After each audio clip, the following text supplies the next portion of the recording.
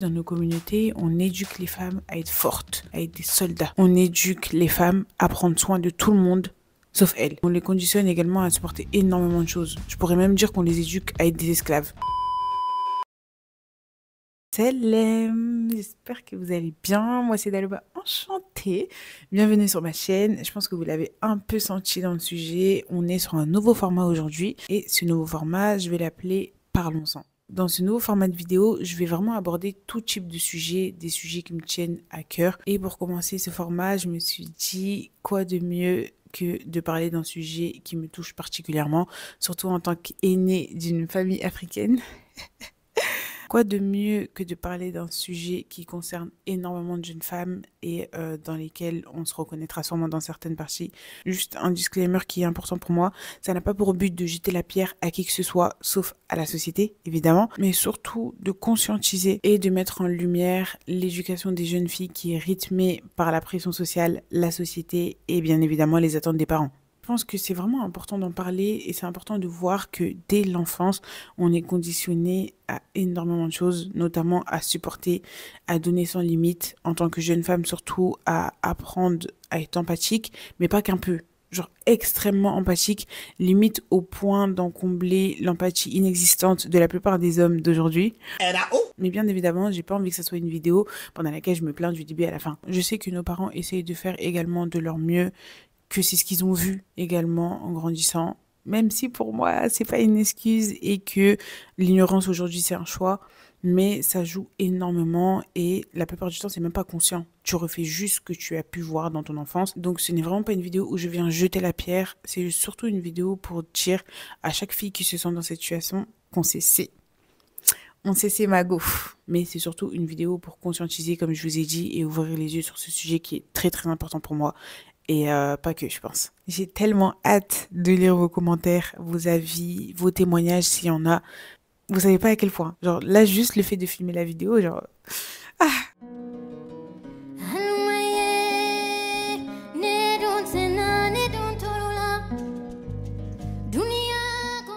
Pour éviter qu'on se perde, je vais vous faire un petit sommaire. On va parler du rôle familial et des charges à la maison des jeunes enfants africains, notamment des femmes, surtout des femmes, et de la différence qu'on peut voir dès le plus jeune âge entre les filles et les garçons. Puis on va parler de la parentification des jeunes filles et au contrario de l'infantilisation des jeunes garçons, la charge mentale, voire la surcharge mentale qu'on peut avoir en tant que femme, le défi qui est la santé mentale, les deux poids de mesure concernant ce qui est accepté chez les filles et les garçons, ça je pense que j'en parlerai dans tous les cas au fur et à mesure de la vidéo, les conséquences que ça a par la suite sur la société. Sur cette vidéo, je vais vraiment en parler que brièvement, juste histoire d'avoir un fil continu entre l'enfance jusqu'au fait de grandir. Et à la fin, évidemment, on va toujours finir sur une note positive. Vous savez que c'est ma marque de fabrique. On va parler un peu des solutions. Dès le plus jeune âge, nos parents nous mettent des responsabilités très très jeunes. On apprend très très jeune à s'occuper d'un foyer, à s'occuper de nos frères et sœurs, donc à s'occuper de nos enfants. Toute notre éducation est basée sur ce qui pourrait graviter autour de l'occupation d'un foyer. On nous éduque clairement au mariage. On jongle entre école, les tâches ménagères de la maison, la cuisine, le fait de s'occuper de ses frères et sœurs. C'est une routine chez nous. C'est clairement une routine. Ça demande énormément d'efforts, parfois beaucoup d'organisation. Déjà petite, t'as la pression parce que tu dois faire bonne figure, tu dois être une bonne enfant, tu dois pas créer trop de problèmes, tu dois être mature. Logiquement, vu qu'on te met autant de responsabilités, que tu le veuilles ou pas, tu seras mature. Et cette pression-là que tu as dès le plus jeune âge, elle va forcément te suivre à l'âge adulte parce que tu vas du coup avoir un tout autre type de pression. Être une bonne mère, être une bonne épouse, être une bonne femme, une bonne personne. Et en plus de ça, si jamais tu es dans le monde du travail, il va falloir également être la meilleure dans ce domaine-là et pas consciente qu'à côté, tu as énormément de charges comme tes enfants parce que dans tous les cas, on ne t'a pas demandé de travailler. Et tout ça, vous imaginez bien qu'au bout d'un moment, ça crée une énorme surcharge mentale parce que tu restes humaine. Tu peux pas tout prendre comme ça sur ta tête. Au fur et à mesure du temps, tu donnes, mais au bout d'un moment, tu seras forcément fatigué. Et cette pression-là, cette charge mentale-là, on t'apprend à la voir dès le plus jeune âge, contrairement aux garçons. Comme je vous l'ai dit, on centralise toute notre éducation autour du mariage et d'un futur foyer. Ce qui n'est absolument pas le cas des hommes. Ah non, non, non. Dites-moi dans quelle famille africaine vous avez vu une maman approcher son fils et lui dire, écoute mon fils, il va falloir que tu apprennes à faire ci, ça, parce que plus tard, quand tu vas te marier, il faudra bien que tu t'occupes de ta femme. Dites-moi. Dites-moi, c'est super rare. C'est super rare. On va dire sur 100 familles, tu vas peut-être en trouver une. Et ça, c'est quelque chose qui est ancré dans les traditions depuis longtemps. On le voit même à ce livre-là que j'ai commencé. Je suis sûre que vous le connaissez, Les Impatientes. Ce livre, ce livre. Je ne sais pas si j'en parle dans une autre conférence ou pas, mais ce livre, il m'a poignardé, il m'a fait mal. Pendant tout le long, j'étais en train de pleurer. Pendant tout le long, j'ai pleuré tellement il était poignant, incroyable. Franchement, je vous le conseille, mais on en parlera dans une autre vidéo un peu plus en détail. Mais du coup, comme je vous disais, c'est quelque chose qui est ancré dans la tradition depuis longtemps. Tout simplement parce que c'était les hommes qui allaient chercher l'argent et les femmes qui étaient au foyer. Vu que c'est un travail, on va dire, qui a été logiquement donné aux femmes, les hommes de la famille ne se rendaient pas compte de tout le travail qu'il y avait derrière. Et du coup, être femme au foyer, enfin, je sais pas, c'est comme si tu foutais rien, quoi. J'ai vu des articles en plus disant que c'était surtout après le Covid, vu que du coup, ils étaient tous les deux à la maison, que la plupart des hommes se rendaient compte du travail que ça demandait. Parce que prendre soin d'une maison, faire en sorte qu'elle soit propre, qu'il y ait à manger, qu'il y ait de la lessive, que les enfants soient propres, que tu prennes soin de toi, que tu te fasses également belle, ça prend énormément d'énergie. Mais entre guillemets, les femmes ont l'habitude parce que dès leur plus jeune âge, on les a obligées, entre guillemets, t'as pas trop eu le choix, c'est un peu le fil de l'éducation. On les a forcément amenées à se comporter comme des adultes à un très très jeune âge. La plupart des jeunes filles africaines n'ont pas eu d'enfance. On nous fait grandir assez rapidement. Dès 12-13 ans, tu dois apprendre voilà les choses qu'un jeune garçon n'a pas forcément à apprendre. Tu penses très très vite comme un adulte. C'est pour ça que lorsqu'on dit que les filles sont matures plus tôt que les garçons, c'est totalement normal. Les garçons, on leur met pas de charge qui les rendent matures aussitôt que les filles. C'est logique qu'il y ait ce décalage-là. Si on éduquait les garçons de la même manière qu'on éduquait les filles, croyez-moi, l'écart de maturité serait beaucoup plus réduit. Parce que on a juste à prendre en exemple, par exemple, les garçons qui ont grandi dans des familles sans sœurs. Il y a deux cas. Soit la maman les a éduqués de manière simple à être indépendants également, à ne pas dépendre d'une femme, donc tout s'est bien passé. Soit on est encore dans le même cadre et c'est la femme qui a dû tout faire, s'occuper de la maison en plus de son mari et de ses fils. J'imagine pas à quel point ça a dû être dur. Mais dans les cas où les mamans ont éduqué leurs fils comme ils éduqueraient leurs filles, enfin, en donnant une certaine indépendance assez rapidement, on voit que ces types d'hommes-là ont une plus grande intelligence émotionnelle, sont plus empathiques et ont plus de maturité. Donc c'est clairement la preuve que ça vient en grande partie de l'éducation et de ce qu'on peut voir en grandissant. Après, dans la parentification des jeunes filles, ce que je trouve le plus triste, c'est que ma soeur, elle m'a dit de pas pleurer pour cette vidéo. Mais ce que je trouve le plus triste, c'est que ton enfance t'est volée, en fait. Ton enfance t'est volée. T'as même pas le temps d'être un enfant. Pourtant, c'est le seul moment où tu pourrais être un enfant. À 30 ans, tu vas pas commencer à faire des trucs kawaii. Genre, tu vas pas commencer à faire le bébé ici, madame. Tu vois, genre, là, tu seras clairement adulte. Alors que, bah, tes premières années, genre, entre ta naissance jusqu'à tes 15-16 ans, c'est le moment où tu es censé explorer, entre guillemets, faire des erreurs, profiter réellement de l'enfance. Parce que si c'est pas ce moment-là, tu pourras plus être un enfant. Genre, être un enfant, c'est un privilège. Genre, on s'occupe de toi. T'as pas à penser comme un adulte. Mais malheureusement, c'est une étape que beaucoup d'entre nous n'ont pas eu. Je parle pour mon cas. D'une certaine manière, j'ai été la deuxième maman de mes frères et sœurs. Je suis l'aînée. Même si ma mère éduquait mes frères et sœurs comme il se devait, bah j'étais celle qui était là au cas où si c'était pas elle, tu vois. Quand je parlais à mes frères et sœurs, je leur parlais vraiment comme si j'étais une maman face à eux. Et d'une certaine manière, ils sont sous ta responsabilité parce que c'est toi la première, c'est toi qui dois montrer l'exemple. Vous voyez, j'avais clairement pas droit à l'erreur parce que chaque erreur que j'allais faire allait avoir un impact sur mes frères et sœurs, dans le sens où j'allais montrer le mauvais exemple. Et chaque erreur que eux allaient faire était en partie de ma faute parce que j'ai pas su montrer le bon exemple et leur permettre d'éviter ces erreurs-là. Sur ce côté-là, je ne sais pas s'il y a réellement une différence avec les garçons ou pas. Vous me le direz dans les commentaires au cas où. Mais je trouve que pour tout le reste, la parentification des jeunes filles, elle est terrible.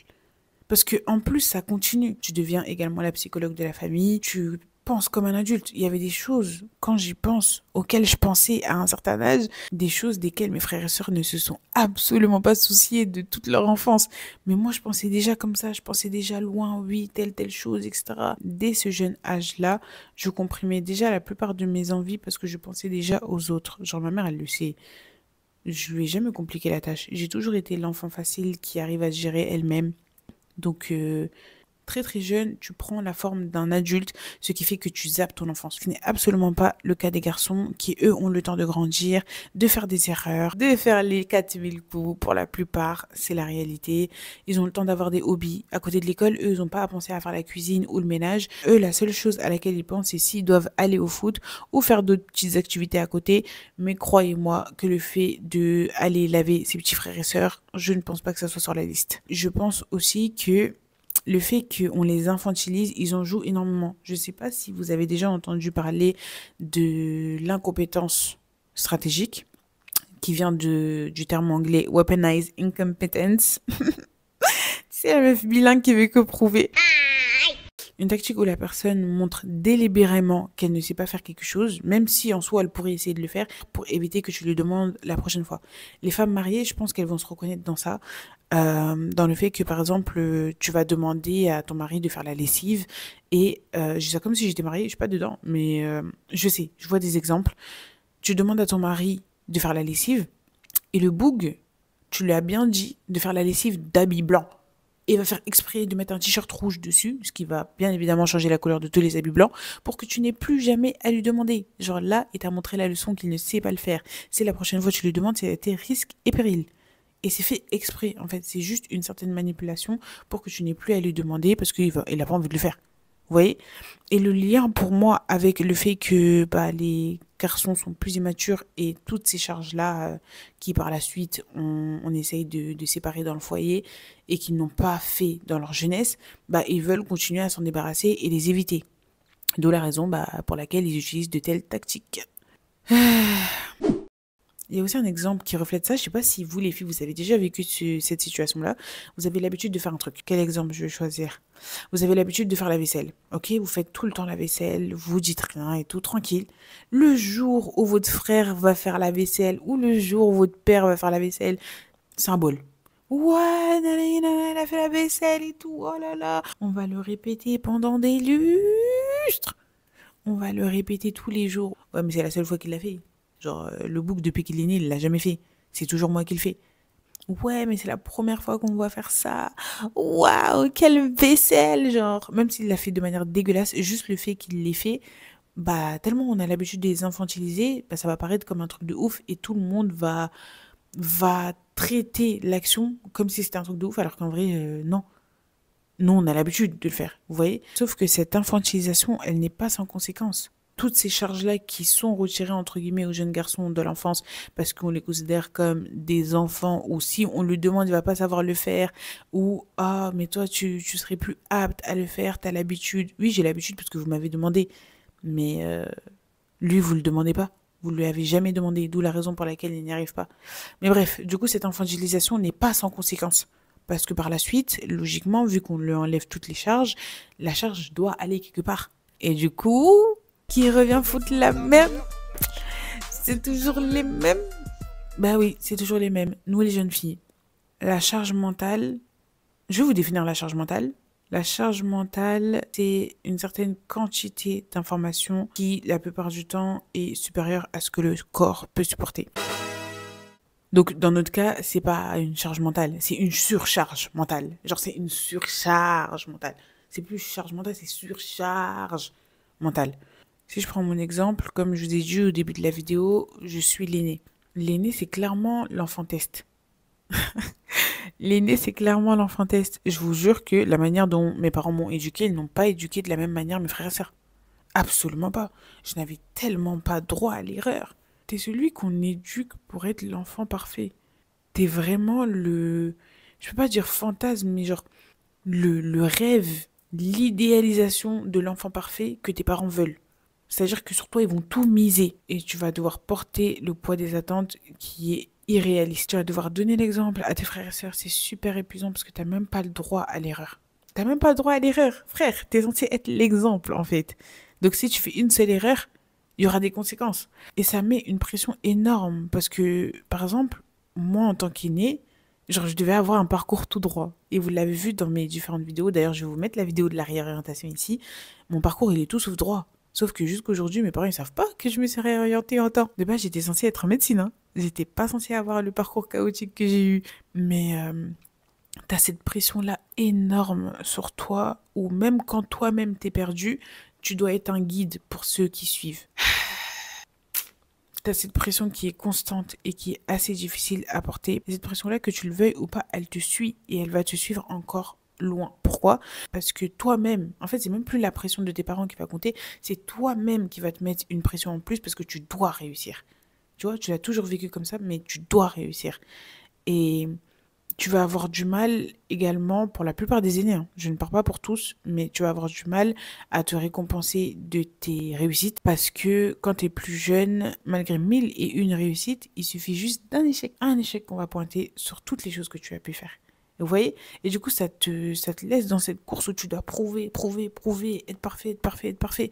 Et ça s'arrête jamais. En plus, ta santé mentale en prend un coup, logiquement. Mais tes émotions et ta santé mentale n'a pas d'importance, en fait. De toute façon, t'es l'enfant parfait. T'es celui qui sait se gérer tout seul. T'es celui pour lequel on n'a pas besoin de s'inquiéter. Tu peux être en train de couler comme le Titanic, personne ne va remarquer. Et c'est un lien justement avec la vidéo sur laquelle je vous expliquais que j'avais vécu une période difficile et que personne n'a remarqué. Parce que dans tous les cas, même si ça va pas, on s'attend à ce que tu trouves une solution vu que tu as toujours été débrouillarde. Et ouais.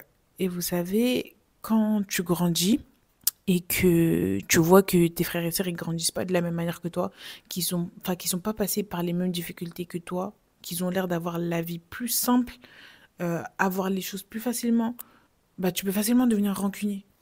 Genre, moi, je me rappelle, j'avais trop la haine, hein. Ah, j'avais trop la haine. Avant d'avoir mon téléphone, mon premier téléphone, je crois que mon premier téléphone, je l'ai eu à 17, 18 ans.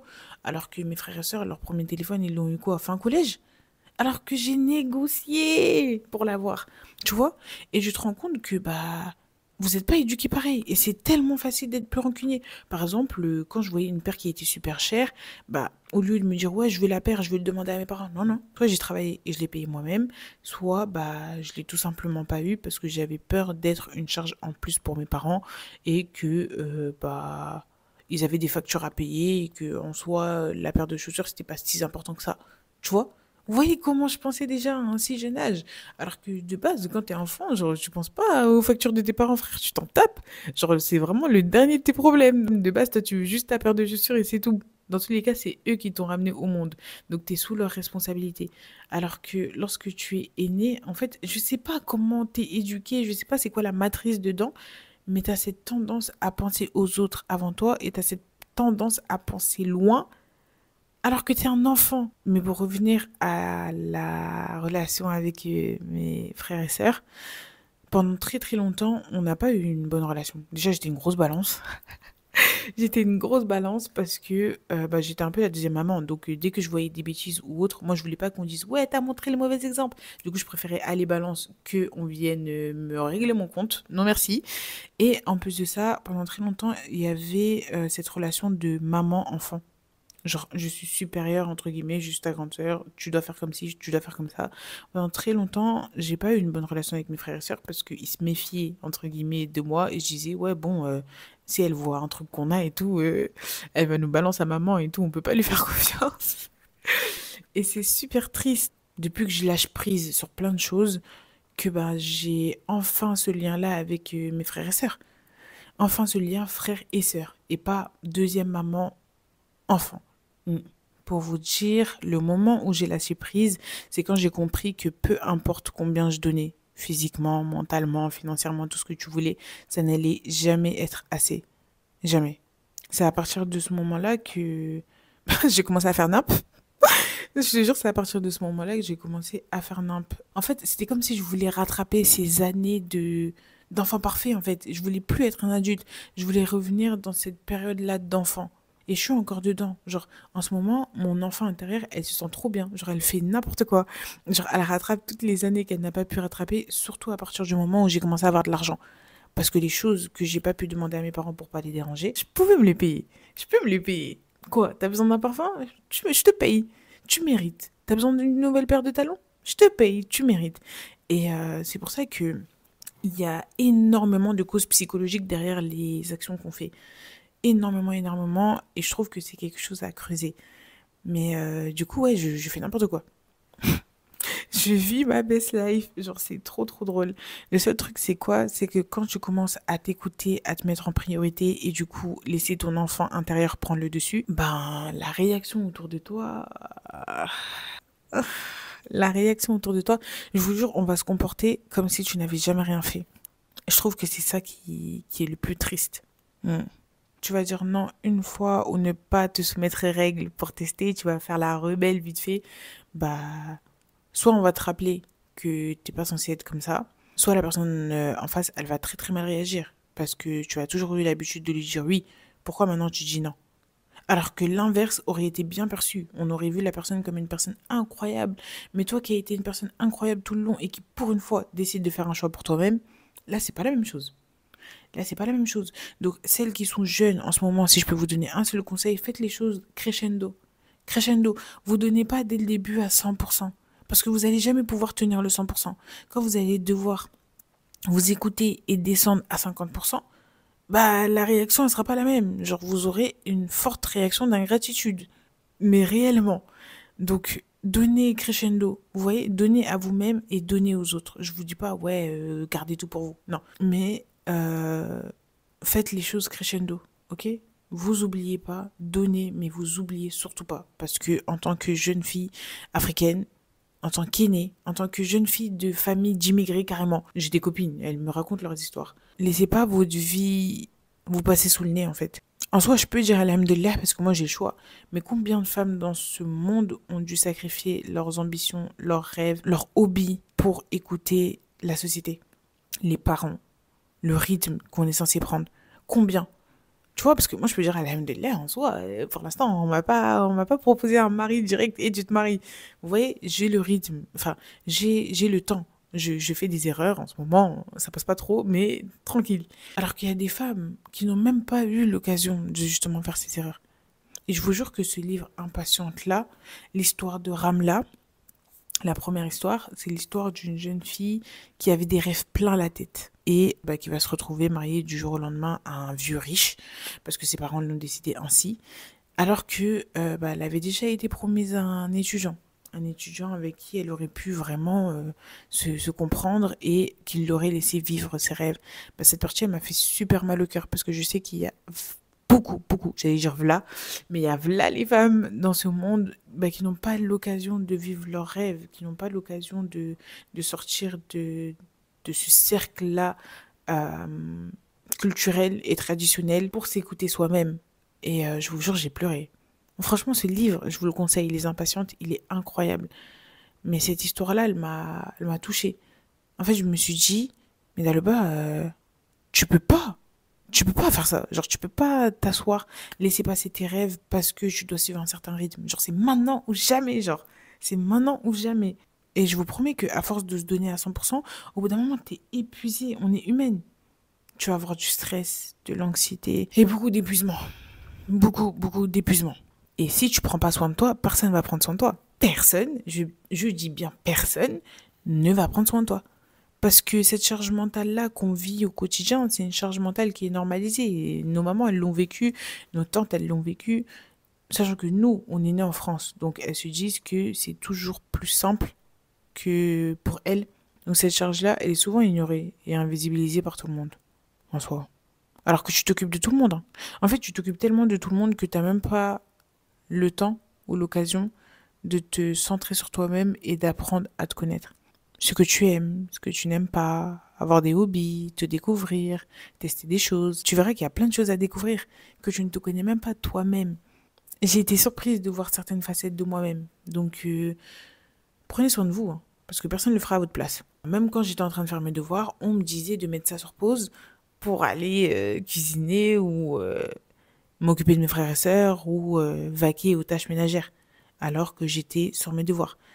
Or, mon frère qui ne faisait rien, on ne lui demandait pas. À son âge, je faisais déjà les tâches de la maison. Donc, le fait que déjà on nous dise de mettre notre vie sur pause pour nous occuper des autres, tu te sens dans une situation injuste dans le sens où toi, tu as déjà ton occupation, tu vois l'autre qui ne fait rien. Pourquoi lui, on ne lui demande pas? C'est de l'injustice. L'injustice sur mon genre. Juste parce que je suis une femme, bah, je dois le faire. Et lui, c'est un homme, mais qu'est-ce qui lui donne la supériorité, du coup, pour ne pas faire ce que j'ai l'habitude de faire à son âge? Vous voyez? Et le pire, c'est que cette injustice-là, quand tu t'en plains, on te dit que tu es trop émotionnel, que tu te plains trop, ou on te dit de l'accepter. Parce que dans tous les cas, ça va rien changer et c'est comme ça. Parce qu'on va pas se mentir, dans la plupart des familles africaines, on ne cherche pas l'équité, la justice ou je ne sais quoi. On cherche juste à ce que tu sois un enfant tranquille, sans problème et obéissant. Mm. Il y avait un point que je voulais éduquer dans notre éducation et qu'on voit de manière très très présente dans notre société, c'est la misogynie. Je suis sûre que les jeunes garçons ont dû entendre ça. Ne pleure pas comme une fille. Ne sois pas mou comme ça. Tu te comportes comme une fille. Et vous voyez, si c'était au moins sur un point de vue positif, sur un ton positif, ça passerait.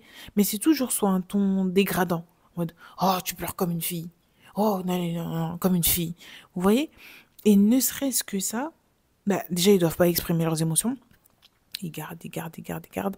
Ce qui crée un manque d'empathie parce que vu qu'ils n'expriment pas leurs émotions, ils ne savent même pas ce que ça fait de ressentir certaines émotions. Donc ils ne peuvent pas se mettre à la place d'une personne et avoir cette empathie-là pour l'humain en face. Sauf que le problème, c'est que ce manque d'empathie-là des garçons, il faudra bien qu'il soit comblé quelque part et le combler sur les femmes. Du coup, nous, on nous apprend à être extrêmement empathique, ne serait-ce qu'au fait d'accepter une personne telle qu'elle est. Ouais, mais c'est qu'un garçon. Il faut pas compter sur eux. Ouais, mais c'est comme ça qu'ils sont. Qu'est-ce que tu veux que je te dise? Vous voyez? Genre, ça crée un excès d'empathie. Oui, mais c'est parce que, euh, tu sais, c'est pas facile d'être garçon déjà. Plus tard, c'est eux qui vont s'occuper de toute une famille. Oui, mais un grand pouvoir vient avec une grande responsabilité. Mais ça, on ne le dit pas, hein. Ça, on ne le dit pas. Ça, on ne le dit pas. Un grand pouvoir vient avec une grande responsabilité. Donc c'est normal qu'au bout d'un moment, ils doivent s'occuper de toute une famille. La fille, elle est tranquille chez elle. Celui qui vient demander sa main, c'est l'homme. Bon, jusqu'à preuve du contraire, parce qu'en ce moment, je vois des bêtises par-ci par-là, mais jusqu'à preuve du contraire, c'est bien l'homme qui a besoin de la femme pour venir la chercher chez sa famille. N'est-ce pas? Donc voilà, un grand pouvoir vient avec une grande responsabilité. Mais du coup, pour revenir sur le point d'empathie, on nous apprend à être empathique, mais de manière exagérée. Mais de manière exagérée. Et c'est pour ça que chez les femmes, il y a beaucoup de... Vous voyez le syndrome du super-héros? En mode, ouais, je vais le sauver, ouais, je vais le changer, ouais, il est pas bien comme ça, mais je serai là pour lui et il va aller mieux. Vous voyez, cette extrême empathie qui est en nous, entre guillemets, c'est tout sauf inné, en fait. Ça vient réellement des petites actions du quotidien dans l'éducation. Pour moi, en tout cas, c'est le cas. Après, j'écoute votre opinion, en tout cas dans les commentaires, mais j'ai l'impression d'avoir un discours assez plausible. Et par la suite, cette extrême empathie-là, et ce manque d'empathie-là, au contraire des garçons, on le voit. Je sais pas si vous avez déjà entendu, c'est sûr, vous l'avez déjà entendu, les personnes qui disent que, ah, elle, c'est une vraie femme. Est-ce que vous avez déjà entendu ce terme pour quelque chose de positif? Est-ce que vous avez déjà entendu ce terme pour quelque chose de positif? C'est un lien avec l'empathie, pourquoi? Ce manque d'empathie-là, il se traduit par cet exemple, parce que à quel moment tu trouverais ça normal de dire qu'un être humain est vrai parce qu'il souffre? À chaque fois qu'on me voit, oui, c'est une vraie femme, c'est pas parce qu'elle a fait des longues études, c'est pas parce qu'elle a trouvé un remède, c'est pas parce que elle a inventé une paire de chaussures imperméables. Non. La plupart du temps, quand on va entendre la phrase c'est une vraie femme, c'est parce qu'elle a souffert auprès de son mari. Elle a supporté son mari qui l'a battue. Elle a supporté le fait d'avoir des foutaises de sa belle famille. Elle a supporté seule le fait d'éduquer ses enfants à la maison. Vous voyez? À quel moment quelqu'un d'empathique trouverait ça normal de qualifier de vrai, un mot qui est quand même assez positif, une situation aussi triste? Moi, je trouve pas ça vrai ou positif, hein. Je trouve ça super, super triste. Alors qu'une femme, j'ai jamais vu une femme dire d'un homme qu'il est vrai parce qu'il a souffert. Il a souffert, donc c'est un vrai homme. J'ai jamais vu ça. Et je pense que c'est clairement ce manque d'empathie-là, cette misogynie-là également qui est incrustée dans l'éducation, qui crée le fait que par la suite, beaucoup de femmes souffrent dans leur mariage. Parce que leurs maris n'ont pas d'empathie. Pour moi, c'est un critère trop important, hein, personnellement. Mais déjà, moi, je suis quelqu'un de super compliqué.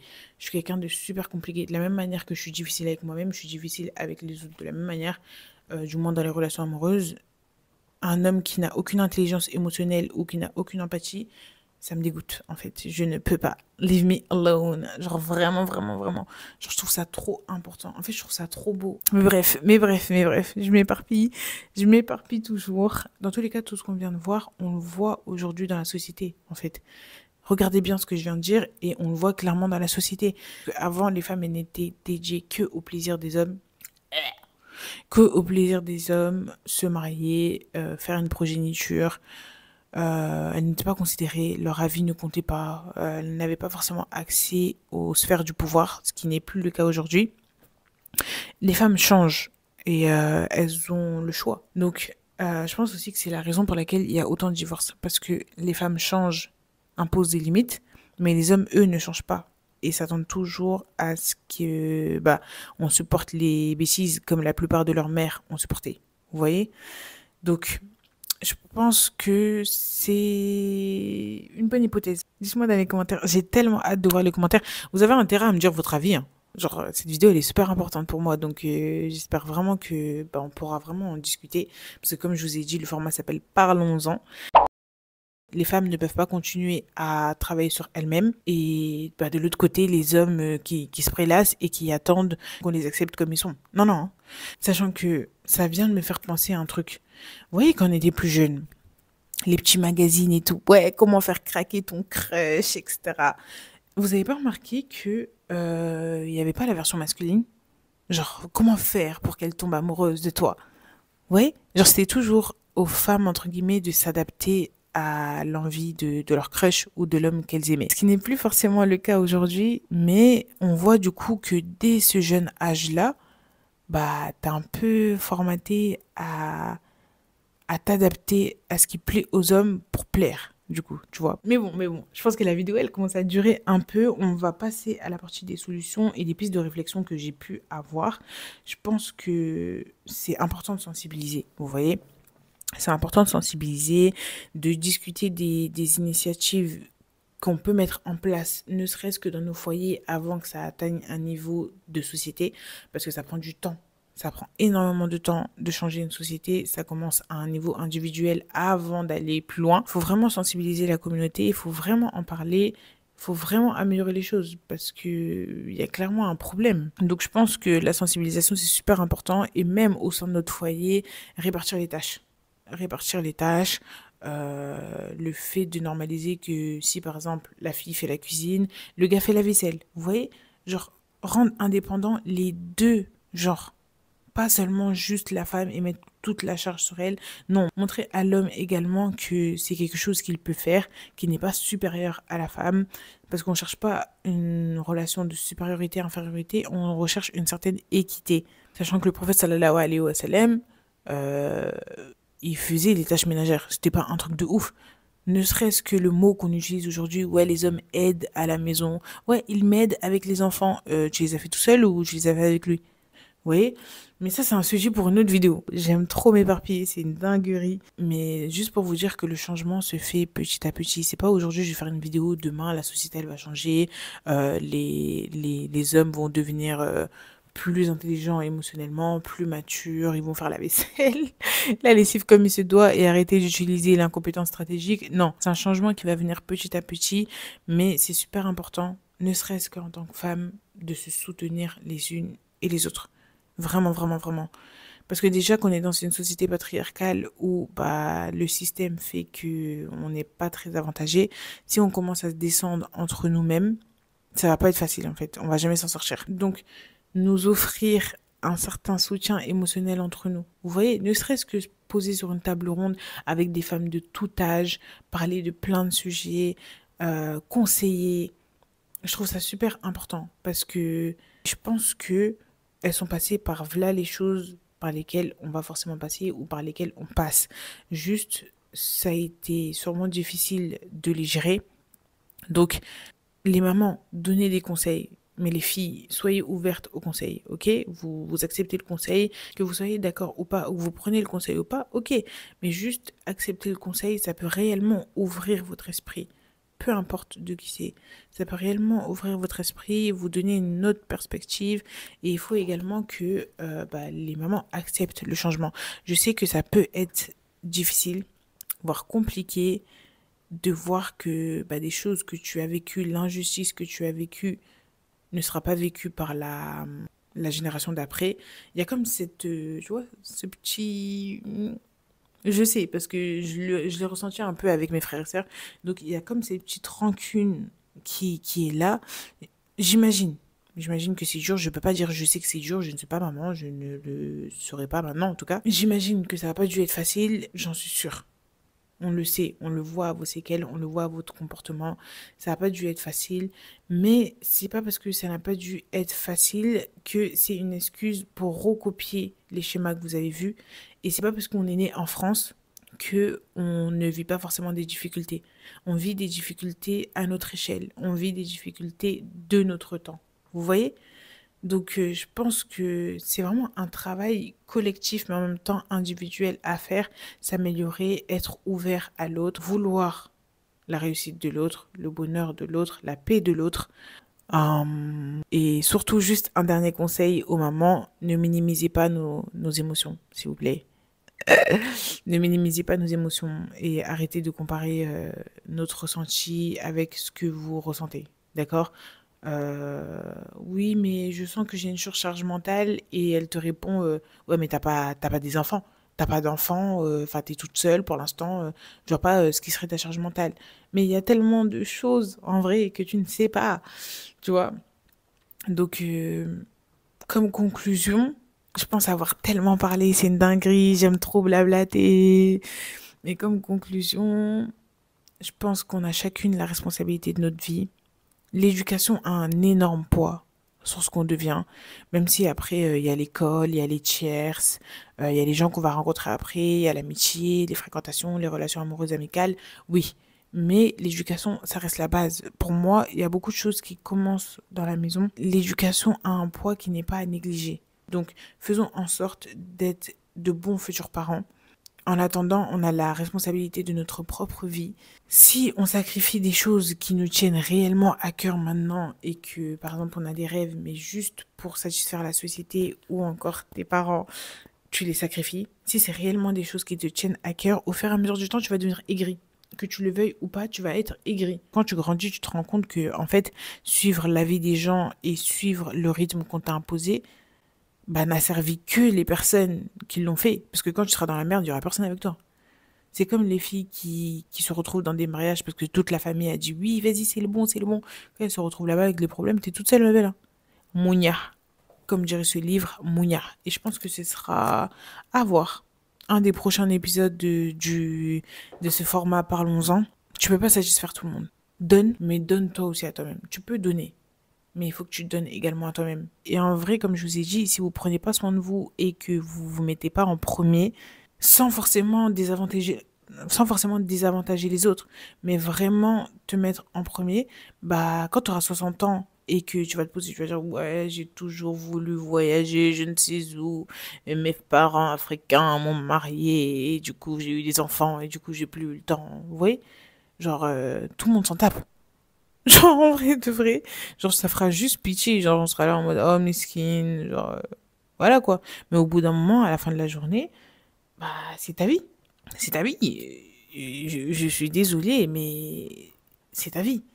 Et les sacrifices que tes parents ont faits, c'est bien de faire en sorte qu'ils n'aient pas à le regretter, mais il ne faut pas non plus rentrer dans cette matrice-là où, à force de faire en sorte qu'ils n'aient pas regretté leurs sacrifices, tu en fais beaucoup trop et la boucle va recommencer avec tes enfants. Tu vois? Je sais pas si c'était clair, mais je pense que c'est compris. En soi, réfléchissez à votre propre rôle dans le changement de votre vie ou autour de nous, dans notre communauté. Je peux pas vraiment donner de conseils. Pour moi, c'est juste chacun fait preuve de discernement. Là, c'est vraiment que mon opinion sur le sujet. J'aurais aimé ajouter des sources ou rajouter des faits sociologiques, mais je pense que c'est que le premier épisode de Parlons-en. Au fur et à mesure du temps, je saurai sûrement rendre plus complètes mes vidéos. En tout cas, n'hésitez pas à me donner votre avis. Est-ce que vous aimez? Est-ce que vous aimez pas? Est-ce que j'ai trop parlé? Est-ce que c'était fluide? Qu'est-ce que vous avez à dire? Est-ce que vous reconnaissez un peu ce que je veux dire si vous n'êtes pas dans cette situation? Qu'est-ce que vous en avez pensé? Est-ce que vous avez peut-être des solutions à apporter? Je sais pas. En tout cas, j'attends vraiment de voir vos commentaires et vos avis. En tout cas, merci beaucoup d'avoir regardé la vidéo jusqu'ici. Ça me fait super plaisir. Vous savez pas à quel point cette communauté qu'on est en train de bâtir, elle est belle. La plupart du temps, on dit que la communauté est à l'image de la youtubeuse. J'espère qu'on restera une communauté aussi bienveillante, aussi belle, avec un aussi bon fond. Je vous jure, j'ai rencontré des personnes incroyables, alors que c'est que le début. Franchement, votre énergie, votre force et tout l'amour que vous me donnez, vous savez pas à quel point ça me touche. Donc voilà quoi, ouais, je suis en train de vous faire une déclaration là. Ça méritait un like, un partage, un commentaire et un abonnement si t'es toujours pas abonné. Genre, cette vidéo, elle t'a pas convaincu, genre. Tu l'as regardée jusqu'à la fin, mais elle t'a pas convaincu. Clique le bouton là, c'est mieux. Vas-y, bonne nuit.